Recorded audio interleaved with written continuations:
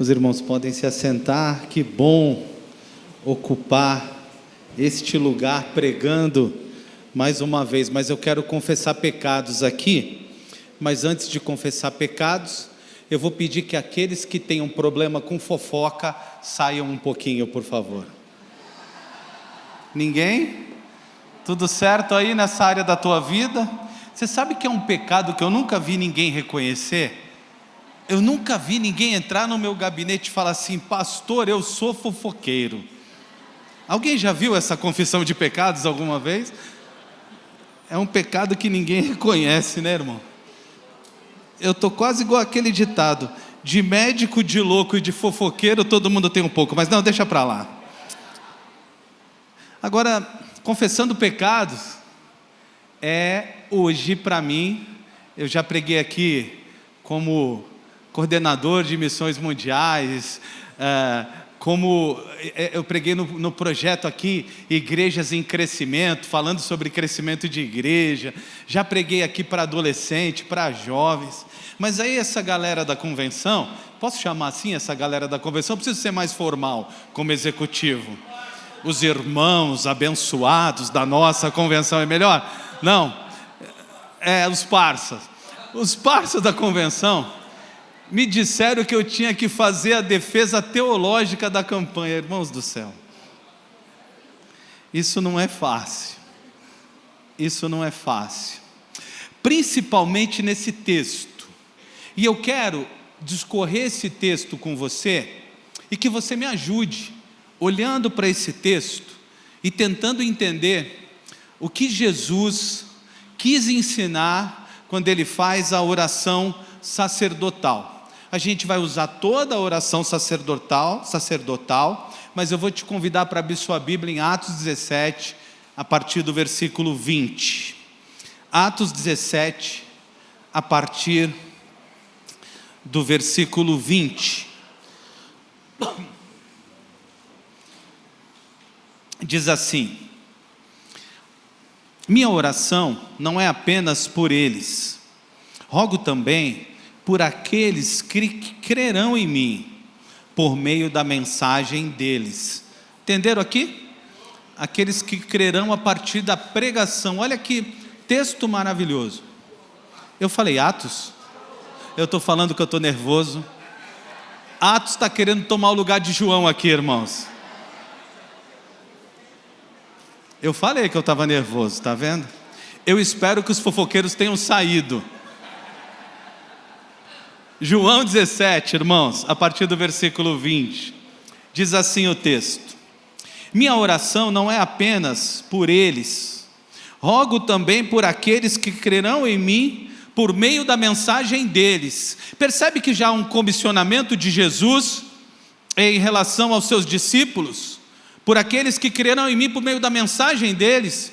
Essa palavra foi dada antes da grande comissão. Percebem que Jesus já está olhando para os seus discípulos como promotores de missões? Não percebe? É muito forte comparar os discípulos com promotores de missões? Ou estão na mesma vibe aí, como diz a juventude? O texto continua e diz assim para a gente: para que todos sejam um, Pai, como Tu estás em mim e eu em Ti, que eles também estejam em nós, para que o mundo creia que Tu me enviaste. Ainda é uma oração missionária. Unidade para que o mundo creia.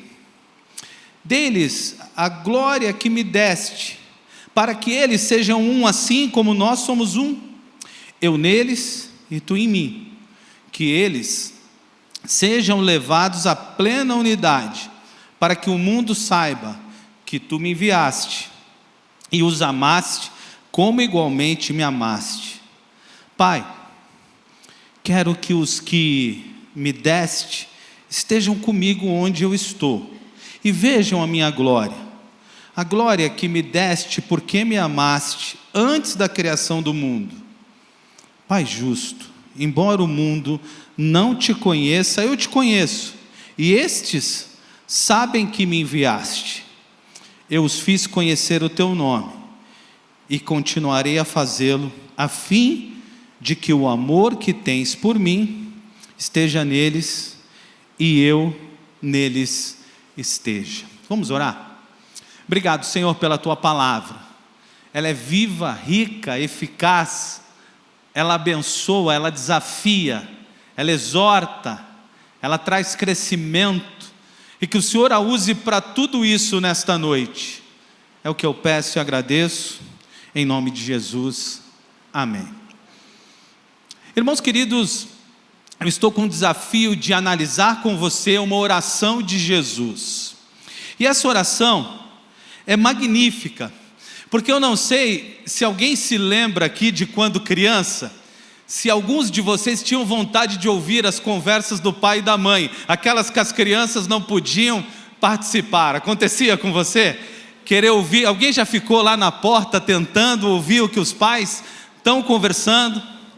Aqui, Jesus nos dá o benefício de ouvir a conversa íntima dele com Deus, uma conversa íntima demais, que passa por muitos aspectos do coração de Jesus, que passa por questões importantíssimas para Jesus. E essa oração inteira registrada, eu não sei se você já leu esta oração com muita atenção, ela é um presente para nós, ela é um privilégio para nós, porque o Senhor Jesus, nesta oração, Ele está às portas do sacrifício. Veja, se você soubesse que de repente fosse morrer amanhã, em nome de Jesus não vai acontecer, mas se acontecer também, você também não tem problema, porque você é salvo, amém ou misericórdia? Amém. E se Jesus ouvisse amém agora? Imagine aqui, de repente você sabe que vai morrer amanhã, que tipo de conversa íntima você teria com as pessoas que você quer bem, ou com a pessoa que você mais tem intimidade? Que tipo de conversa, que tipo de papo, o que nortearia essa conversa? Qual seria o assunto? Qual seria o tema? E o Senhor Jesus está aqui nesta conversa, antes do sacrifício, colocando para Deus as coisas que para Ele eram importantes, as coisas que Ele queria ver acontecer na sua partida, as coisas que Ele queria que continuassem acontecendo. E é interessante que Jesus está em tempo de consagração, porque seria Ele o sacrifício e o sacerdote, seria Ele o sacrifício, o sacerdote e Deus presente em tudo isso, tudo aquilo que era necessário para o sacrifício seria Jesus, e Ele está ali às portas disso. Essa oração, ela resume bastante os pontos importantes que Jesus gostaria de observar na vida daqueles que iriam seguir. É muito interessante que esta oração, ela é uma revelação muito especial do coração de Jesus e muito especial para nós. E o que ele ora? Muitas coisas, eu vou passar por algumas aqui bem rápido para a gente chegar no ponto, quando ele pede unidade. Mas qual é o teor dessa oração? Qual é o papo? Qual foi a conversa antes de morrer? Ele ora pela nossa salvação. Se você olhar os versículos 1 a 5, você vai perceber que o primeiro assunto de Jesus com o Pai é o seguinte: Pai, esses que eu salvei, aqueles que eu vou salvar, eu estou orando por eles. Esses que eu salvei, esses que salvarei, concretizarei a salvação ali na cruz. Esses que estão separados. O primeiro assunto que permeou essa oração foi a obra gloriosa da salvação. Jesus estava... Eu nunca gosto de dizer que Jesus estava preocupado, mas eu não acho outra palavra para substituí-la. Jesus estava preocupado com a sua salvação, com a minha salvação, com a salvação dos seus discípulos. A hora de Jesus tinha chegado. Desde o seu nascimento ele esperava esse momento. Ele sabia que ia para a cruz, ele dizia isso, ele deixou isso claro, e agora estava às vésperas disso acontecer. E se tinha assunto importante para ele tratar com o Pai, o assunto era salvação. Irmãos, o assunto de quem é de missões o nosso assunto é esse, o nosso tema é esse. É sobre isso que estamos conversando aqui esse tempo todo. É essa a nossa preocupação, é isso que queima o nosso coração, é isso que faz a gente estar aqui, é a nossa preocupação com a salvação. É o tema primeiro que Jesus estava discutindo, conversando com o Pai. Ele está olhando para a cruz, está em contagem regressiva do seu tempo aqui na terra, e conversa com o Pai sobre salvação.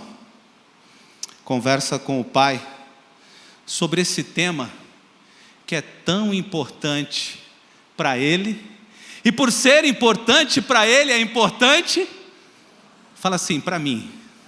O que é importante para Jesus, é importante para mim. Se Jesus tem na pauta a salvação, eu também tenho. Se Jesus tem na pauta a salvação, essa também é a minha pauta. Se o olhar dele está nisso, o meu também está. Mas não só isso ele ora. Os versículos 6 a 14, 7 vezes ele afirma que os discípulos foram separados, foram dados, foram entregues a ele pelo Pai. Olha só, irmãos, bem rápido aqui, para vocês verem como eu fiz a lição de casa. Versículo 2, versículo 6, versículo 8, versículo 9, versículo 11, versículo 12, versículo 24, Jesus diz: esses que o Pai me deu, esses que o Pai me entregou, esses que o Pai salvou. E Jesus, quando está falando disso, ele passa por um tema que é muito caro para nós batistas. Ele passa sobre o tema segurança da salvação. Tem um povo que não entende essa nossa segurança. Há pessoas que gostam da ideia, sei lá se eu estou salvo, para ficarem presos numa dificuldade de vida, com medo de balançar. Eu tenho certeza da minha salvação, e você? Eu tenho certeza porque Deus garante neste texto em Cristo Jesus. Eu tenho certeza porque Jesus fala com Deus sobre esse tema. Então, a segunda discussão é a segurança da salvação. Os versos 6 a 14, mas ele passa por esse tema em muitos aspectos. E aí ele cita um camarada.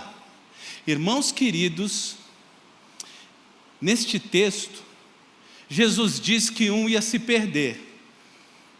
Jesus diz que um ia se perder.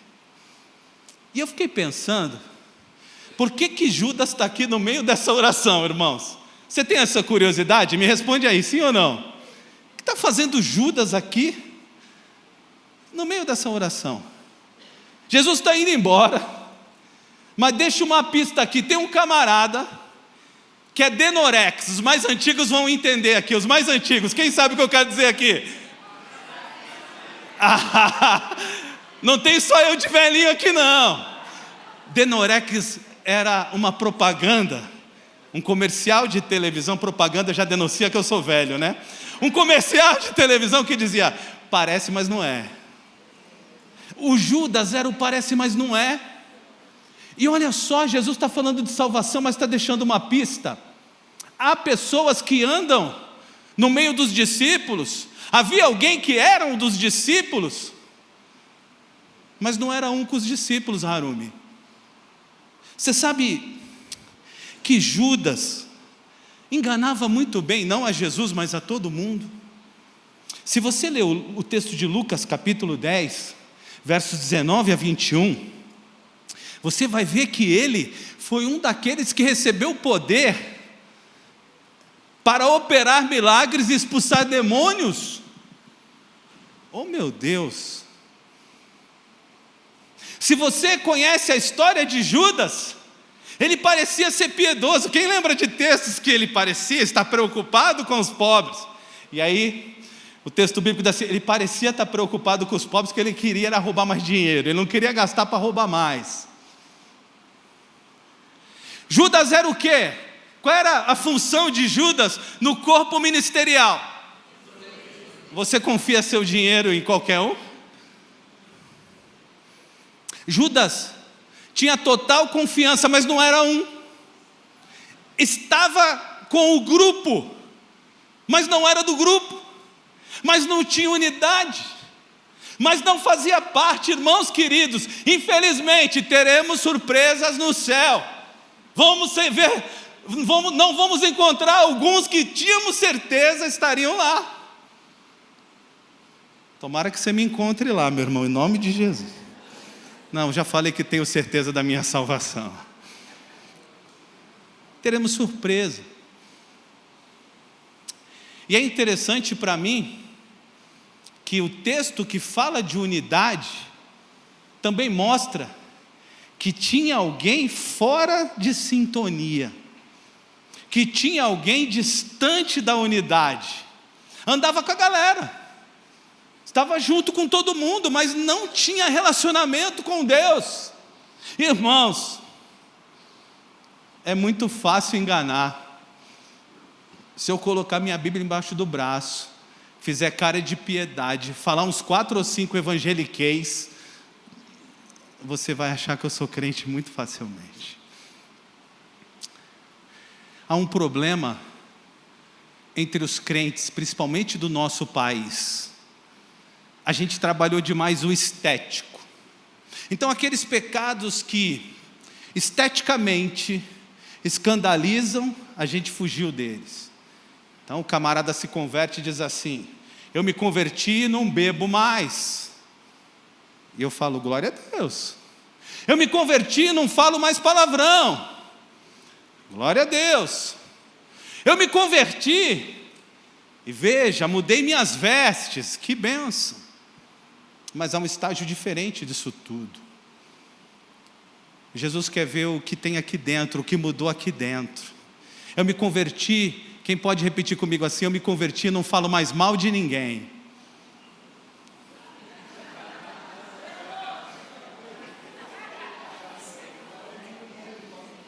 Espero que você não tenha cometido este pecado aqui neste acampamento. Eu me converti, não xingo ninguém no trânsito.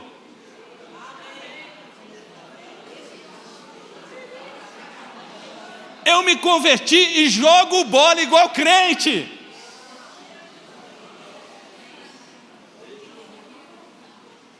Eu me converti e não sinto inveja. Eu me converti e viro a outra face. Eu me converti e não pago mal com mal. Judas estava junto, mas não era um. Porque os que são de Jesus têm princípios, ideias, pensamentos e buscas diferentes.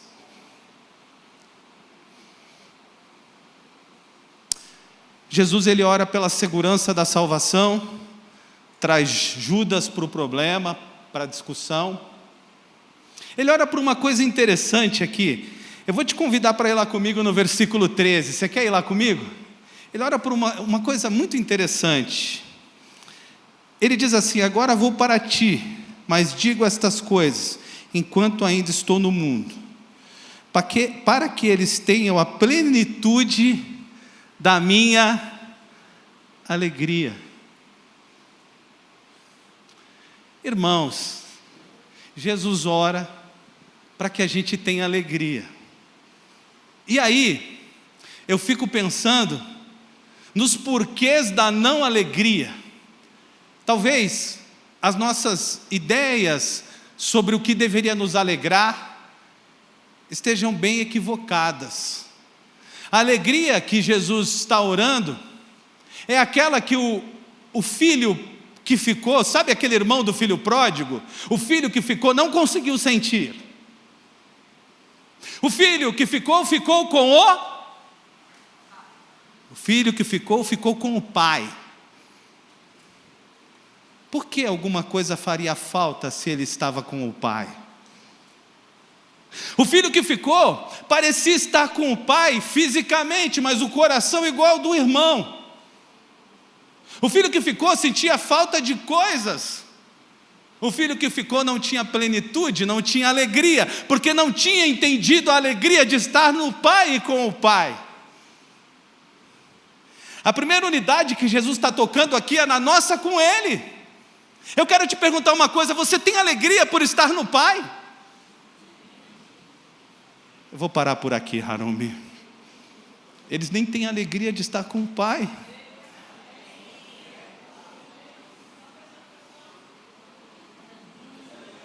Sai do celular, miserável!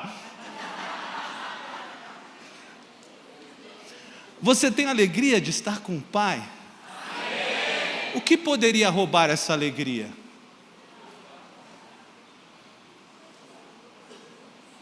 Entende o que está sendo ensinado aqui? A primeira, somos um, é com Deus. O primeiro somos um é na vertical. O primeiro somos um é eu e o Pai.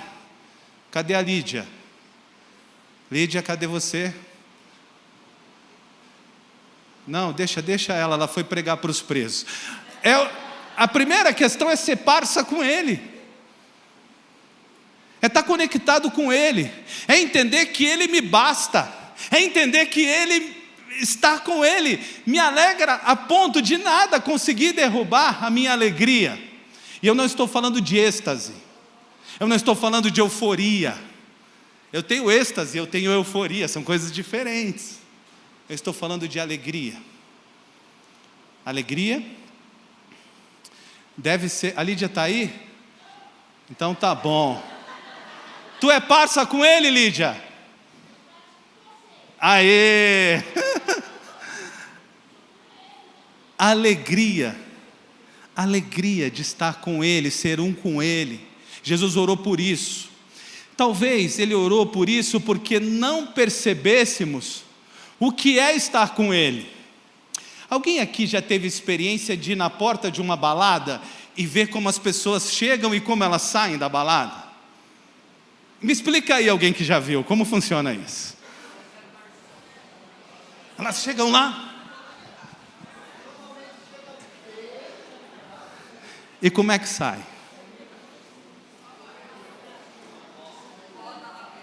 Elas saem tristes, porque aquilo que viveram lá não é alegria, não pode completá-las.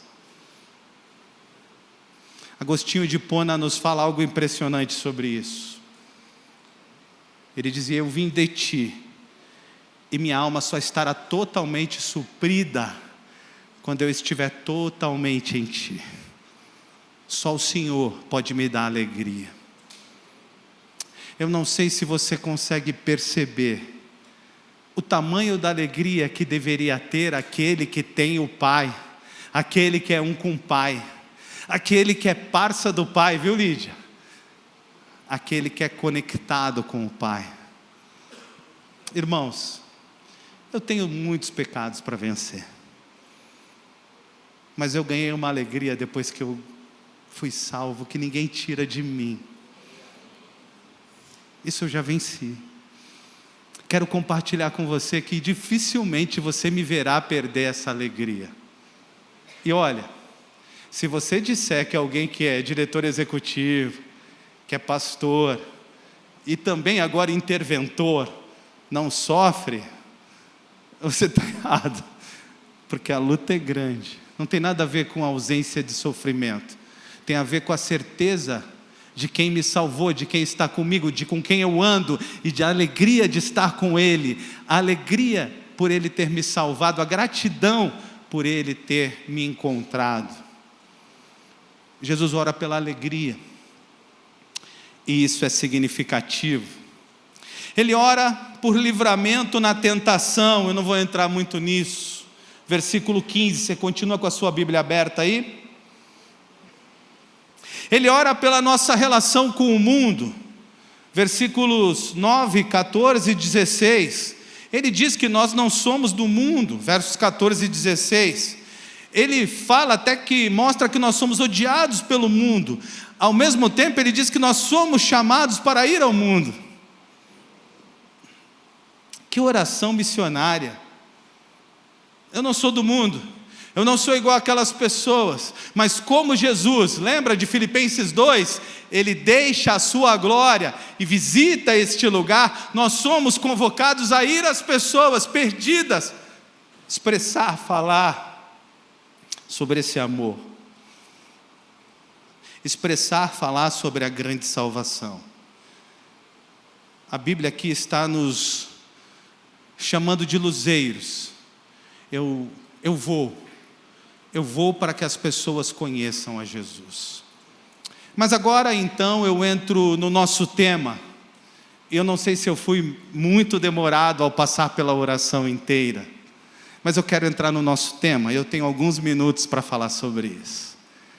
Jesus está orando, últimas palavras, perto de morrer, e Ele ora pela nossa unidade. E eu fico pensando que esta oração é relevante, porque a igreja arruma vários aspectos, nós achamos várias coisas que nos separam. Por exemplo, vou citar algumas. Você disse eu estou certo ou estou errado. Calvinismo e arminianismo. Bolsonaro, Lula. Calma, não é para falar disso agora, volta aqui. Segura os pitbulls.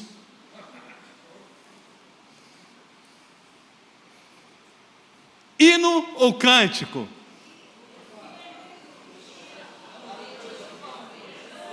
Agora foi mais do que Bolsonaro e Lula.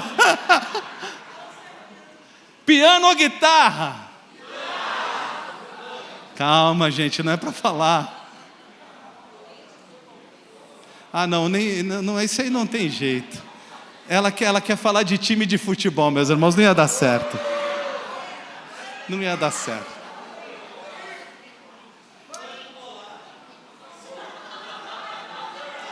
A gente fica... biscoito ou bolacha não tem carioca aqui, tem? Ixi, então dá treta também, dá treta. Mas irmãos, vocês perceberam como a gente arruma motivos para dividir? Eu vou ser mais individualista agora. Não vou com a cara daquele irmão. Alguém algum dia já falou essa frase? Não precisa levantar a mão, não quero que confesse pecados. Aquele irmão é um arrogante, eu nem vou me aproximar dele.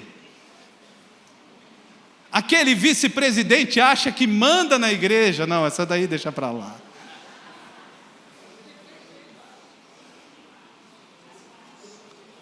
A gente vai arrumando motivos para nos dividir.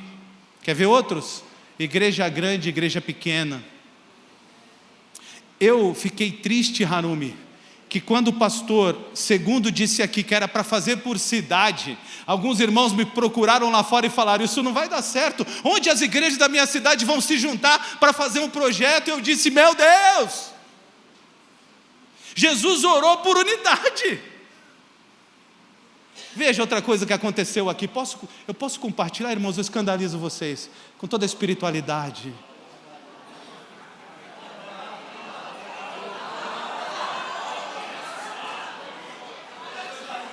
O assunto é sério, mas a situação é triste. Alguns irmãos me perguntaram assim, pastor, a convenção não vai fazer nada por Rio Grande do Sul? Eu disse, olha, estou pensando, porque Missões Nacionais está fazendo. Ah, mas a convenção de São Paulo tem que fazer também.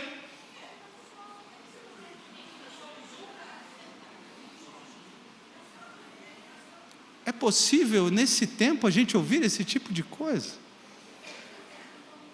Convenção de São Paulo tem que fazer também. Não, irmãos. Depositem na conta de Missões Nacionais, em nome de Jesus. E ajudem os nossos irmãos do Rio Grande do Sul, nós somos um. Jesus está orando por unidade na sua oração antes de morrer, porque esse seria um tema difícil para nós. Se eu perguntasse assim, para você, olha para mim e dá uma nota para você, de 0 a 10, qual a sua nota para a unidade sua com as pessoas da tua igreja? Vai, fala aí.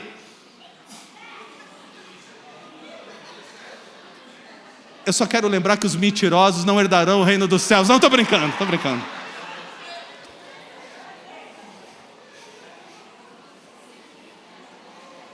Pastor, eu gosto de ficar aqui no meu cantinho, tem desculpa para não ficar junto. Sabe o que é, pastor? Eu sou meio diferente. Não gosto muito de movimento, de muita gente. E, pastor, com certas pessoas eu não me dou bem. Eles lá e eu aqui. Essa é a frase mais doida que eu já vi na vida. Outra doida é: não vou com a cara de fulano. O que a cara de alguém tem a ver, meus irmãos? Mas a igreja, ela vem arrumando motivos para se dividir. Veja aqui, ó. Eu não sei se você já fez o exercício, o contrário. Edna, eu te amo. Essa plaquinha ali é o cão, irmãos. Não a Edna, a plaquinha, viu, irmãos? Eu não sei se você já fez o exercício contrário. Se você já olhou para as coisas que deveriam te unir aos irmãos. Se você já olhou para os motivos para andar junto. E irmãos, olhem aqui um pouquinho para mim, não se percam. Se o único motivo para andar junto fosse uma ordem de Jesus, já era todo motivo. Já seria todo motivo. Se o único motivo do mundo para andar juntos fosse uma ordem de Jesus, já seria motivo suficiente. Mas a igreja, elas vão fazendo algo que nunca esteve no coração de Jesus. Já viu crente conversando? Crente meio orgulhoso, um diz para o outro: você já viu minha igreja? Tem 1.892 membros. Outro diz: você não viu a minha. A minha tem um grupo de louvor maravilhoso. E a gente começa a citar características como se cada uma coisa fosse separada. Irmãos queridos, quando a igreja começa nos tempos de Jesus, era uma igreja por cidade. E que bom se fosse assim, se coubessem todos os crentes, na verdade, em uma única igreja, para parar esse negócio da gente querer competir. O meu pastor é uma bênção. Eu acho que vocês ouviram falar hoje do pastor da Primeira de Santos. As irmãs devem ter falado isso para vocês, não? Não, estou brincando. O pessoal vai competindo, achando motivos para desgarrar.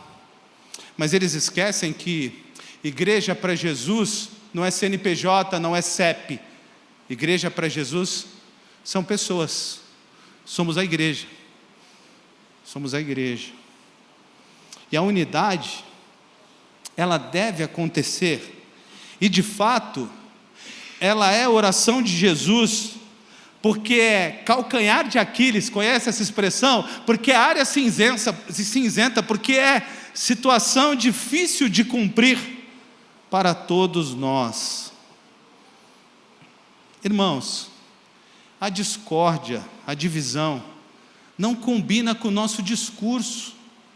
Jesus nos chamou para andarmos juntos. O apóstolo Paulo faz uma comparação extraordinária entre a gente e o que devemos ser, entre o que a igreja deve ser. Ele compara a igreja com o corpo. Você já viu alguém dizendo: maldito coração, eu quero te matar? Meu coração não vai bem não, mas eu estou cuidando dele. Não é assim que a gente faz? O meu rim está meio baleado, mas eu quero salvá-lo. Igreja é o lugar em que os membros tentam matar o outro órgão às vezes. Os membros não abraçam, não entendem o desafio de andarem juntos. E a gente esquece que Jesus tem uma igreja, um rebanho, uma noiva. Não tem a tua igreja, tem uma só. Tem só um rebanho, tem só uma noiva. A unidade da igreja é expressa por Jesus, é alvo de sua oração, é alvo do seu olhar. E nós não estamos numa disputa uns com os outros, nós somos irmãos. Nós somos filhos do mesmo Pai. Deixa eu fazer um exercício aqui. Olha para trás um pouquinho. Olha para frente. Essa pessoa aí é teu irmão. É o teu irmão em Cristo. É aquele pelo qual Jesus morreu. É o teu irmão. Olha para o lado. Olha para o outro. É o teu irmão. Queridos, por que a gente, olha, deixa eu fazer uma pergunta aqui, eu quero ouvir respostas. Falem alto aí. Por que a gente não consegue ser um com os nossos irmãos? Então a gente não acredita nesse negócio de irmão? Por que a gente não consegue ser um? Eu não sei quem tem irmão aqui, mas eu já briguei demais com meus irmãos. Mas os amo, morro por eles, entrego minha vida por eles. Eu não estou dizendo de uniformidade, eu estou falando unidade. Na unidade a gente discorda, mas a gente se entrega, a gente ama, a gente caminha na mesma direção. Mas sabe por que eu vou sintetizar demais aqui, porque eu quero cumprir o horário, preciso ser o exemplo, falando sério. Você sabe por que Jesus faz uma oração? Para que sejamos um, ele explica. Ele explica que essa unidade fala ao mundo. Essa unidade prega. Essa unidade faz a diferença. Eu fico pensando em alguém que olha um cristão que não se dá bem com o seu irmão na igreja e depois tenta evangelizá-lo. Que incompatível é isso? Que fora de contexto é isso? O mundo perdido não é capaz de ver Deus se não for pelos cristãos. Se o mundo enxergar o amor, a harmonia, ele crerá que Deus é amor. Se o mundo enxergar ódio, divisão, ele rejeitará a mensagem do Evangelho. Alguém já disse que o amor entre irmãos é um argumento irresistível àquele que ainda não tem Jesus. O amor entre irmãos, a unidade, é um argumento irresistível àquele que não tem Jesus. Um ditado popular declara que a união faz a força. Quem já ouviu falar sobre isso? A união faz a força. Eu sei que você pensou aquela piadinha boba, a união faz açúcar, pastor. Pensou, não pensou? Fala aí, levanta a mão quem pensou, só para eu ver. Olha aí, eu sabia. A união faz a força. Como é que seria o contrário disso? A gente poderia dizer que a divisão enfraquece? A gente poderia dizer? A gente poderia usar esse mesmo ditado para dizer o contrário? A divisão enfraquece. Mas o que, de fato, havia no coração de Jesus quando ele pensou em unidade? Ele pensou em unidade para cumprimento de propósito. E em 2 minutos eu vou tentar te deixar esta principal mensagem. Nós precisamos ser um, porque temos um desafio que sozinho não dá para cumprir. Nós precisamos ser um, para que alguns enviem missionários, para que outros orem por missionários, para que outros contribuam com missionários, para que algum evangelize ali na sua redondeza, para que outro evangelize no mundo todo, para que outro evangelize pelo país. Nós precisamos ser um para cumprir o propósito. Qual é o propósito? Ide por todo mundo, pregar o evangelho.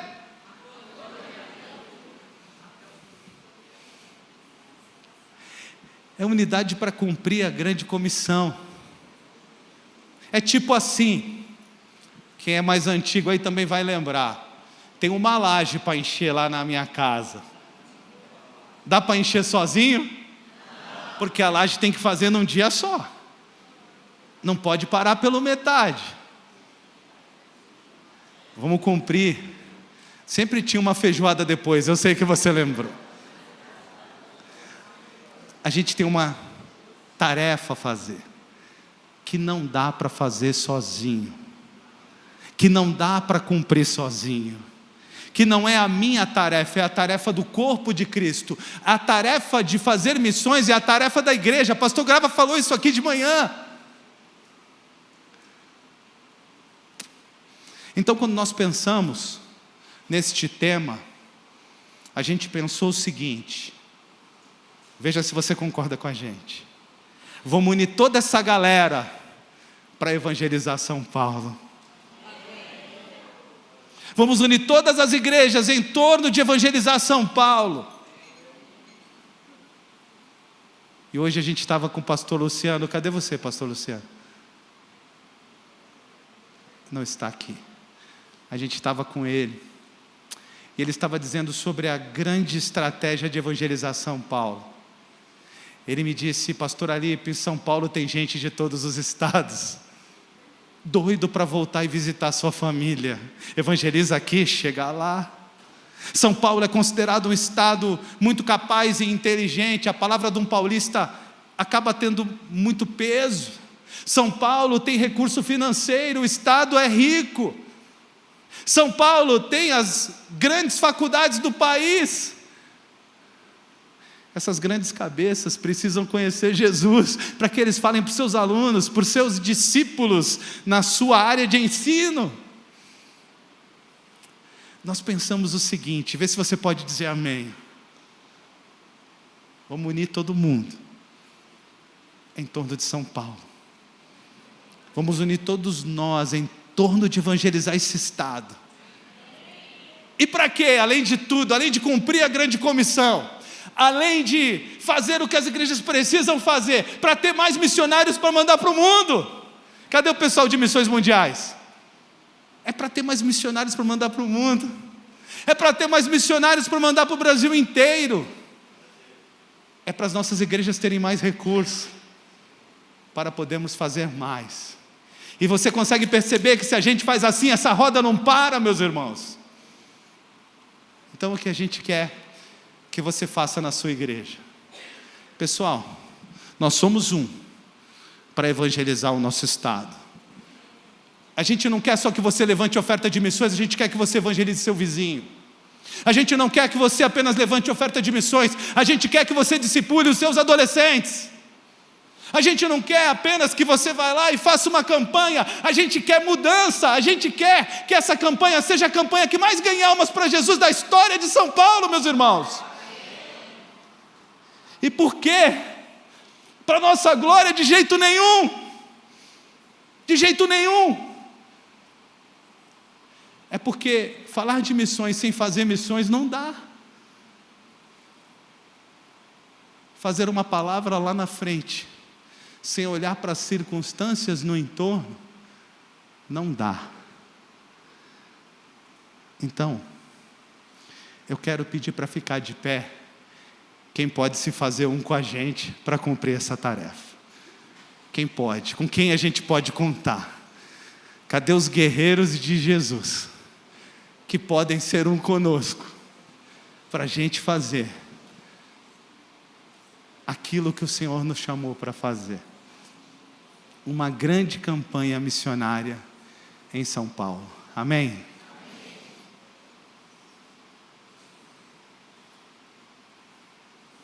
Quero orar por você, mas eu quero pedir para os missionários virem aqui à frente. Por favor, façam uma fila aqui os missionários. Podemos ser com eles, meus irmãos. Podemos ser com eles.